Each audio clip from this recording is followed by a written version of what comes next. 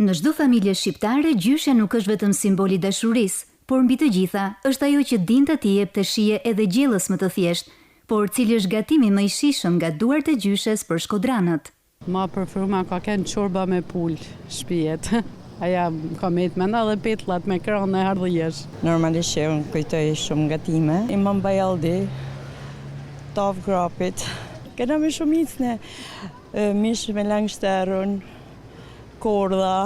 Tava me speca ndoshta, si bajnë specat e mushën në Shkodër. Ja prakon, edhe laknorin me barishte prej shpijet, prej Baçës. Patligjana Imam Bajaldi, tava krapit, byrekt që i bënd me spinake, me mananaze. Nga i herë belenana jeme, se mjallte mananozin aty, e bëte kretë mananoz. I thush në që vëne, edhe me djath, thashë, mirë po, delte shumë e mirë. Në fakt, nga gjyshe jeme, nga që e kam dashur shumë, ma duk sikur edhe një vezë bëta ajo, ishte shumë e dashtën për mu.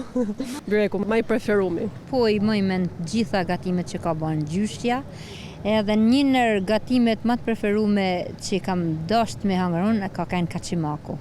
Shija e gatimeve nga duart e gjyshes nuk matet me përbërës, por me dashurinë që ajo derdhte në çdo lugë, dhe kjo dashuri mbetet receta më e shijshme që trashëgojmë brez pas brezi.